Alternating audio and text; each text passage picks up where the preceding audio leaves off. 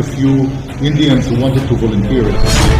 Israel इतना छोटा देश होने के बावजूद भी किसी देश से लड़ने के लिए ताकत रखता है। इजराइल एकमात्र ऐसा देश है जो दुनिया के किसी भी देश से लड़ने के लिए हमेशा तैयार रहता है। आज आप जिसे इजराइल कहते हैं वो पहले हुआ करता था पैलेस्टीन, लेकिन अभी आ गया है इजराइल। ये सारा तांडव हुआ था सेकेंड वर्ल्ड वॉर के बाद। जब प्रथम विश्व युद्ध चल रहा था उसी समय इजराइल की समस्या चालू हुई थी, लेकिन सबसे बड़ा बवाल हुआ था द्वितीय विश्व युद्ध के बाद, और ये बवाल किया था हिटलर ने। दरअसल बात ये है दोस्तों कि इजराइल में यहूदी धर्म के लोग रहते हैं और हिटलर इन लोगों को देखना नहीं चाहता था। हिटलर जर्मनी का रहने वाला था और उसने 60 लाख यहूदियों पर अत्याचार किया था। दुनिया में अगर सबसे ज्यादा किसी धर्म पर अत्याचार हुआ है तो वह है यहूदी धर्म। यहूदी लोगों में अलग देश बनाने की भावना तब जगी जब हिटलर ने एक कैंप बनाकर लोगों को घेर रखा था। कैंप में लोगों के साथ अत्याचार हो रहा था। ऐसा मैं इसलिए कह रहा हूँ क्योंकि 10,000 लोगों के बीच 100 लोगों का खाना दिया जाता था। ऐसा करते करते हिटलर ने बहुत से लोगों को मरवा दिया। और आपको पता होगा कि तुर्की में ऑटोमन साम्राज्य था जो अपने पतन की ओर जा चुका था, और सऊदी अरब का राजा चाहते थे कि ऑटोमन पर सऊदी का राज्य हो। तो ब्रिटेन ने कहा सऊदी अरब को कि द्वितीय विश्व युद्ध में तुम हमारा साथ दो, युद्ध के बाद पैलेस्टीन की जगह ये हम तुम्हें दे देंगे। सऊदी अरब का राजा साथ दिए ब्रिटेन का इस उम्मीद में कि पैलेस्टीन उनको मिल जाएगा। फिर ब्रिटेन ने कहा फ्रांस को कि द्वितीय विश्व युद्ध में तुम मेरा साथ दो, युद्ध के बाद पैलेस्टीन हम तुम्हें दे देंगे। सऊदी अरब और फ्रांस दोनों देशों ने साथ दिया ब्रिटेन का इस उम्मीद में कि पैलेस्टीन हमें मिल जाएगा। फिर ब्रिटेन ने रसिया को कहा कि तुम हिटलर को मारो, बदले में हम तुम्हें पैलेस्टीन दे देंगे। ब्रिटेन ने यहूदियों को कहा कि तुम लोगों पर तो वैसे भी अत्याचार हो रहा है, तुम मेरा साथ दो,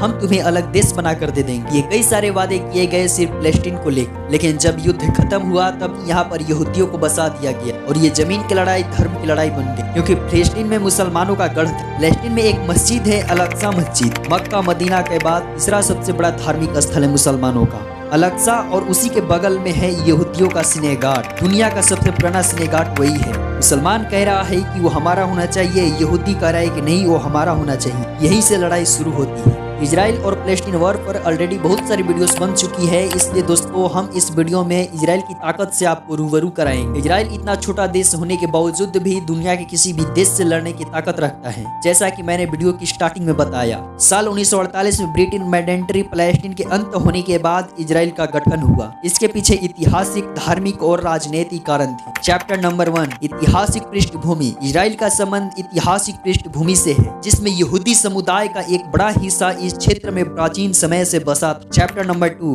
ब्रिटिश मैंडेटरी पैलेस्टीन का अंत 1948 में हुआ, और इसका अंत होने से यहूदी समुदाय को एक स्वतंत्र राष्ट्र स्थापित करने का मौका मिला। चैप्टर नंबर 3, नक्शे पर बदलाव। साल 1947 में अमेरिका ने पैलेस्टीन के विभाजन का प्रस्तावित नक्शा पास, जिसके अनुसार एक हिंदू राष्ट्र और एक मुसलमान का गठन होना था। चैप्टर नंबर 4, युद्ध और गठन। साल 1948 में हुए अरब और इजराइल युद्ध में इजराइल की सेना को सफलता मिली। इस सफलता ने स्वतंत्र राष्ट्र के रूप में स्थापित करने का मार्ग खोला। युद्ध के बाद इजराइल ने अपनी सीमाएं बढ़ाई और अपने अस्थायीता और सुनिश्चित करने के लिए कठिनाइयों का सामना किया। जब इजराइल का गठन हुआ तब उस समय से इजराइल ने साइंस, टेक्नोलॉजी और सैन्य यंत्र में लगातार प्रगति। इसने अपनी जनसंख्या को अच्छी तरह से शिक्षित किया और अपने नागरिकों को उच्च स्तर की दक्षता प्रदान की। इसके साथ ही इजराइल ने विदेशी सहायता और निवेशों का उपयोग करके अपनी अर्थव्यवस्था को सुदृढ़ बनाया। इजराइल ताकतवरी का रहस्य उसकी सामरिक, आर्थिक और राजनीतिक इतिहास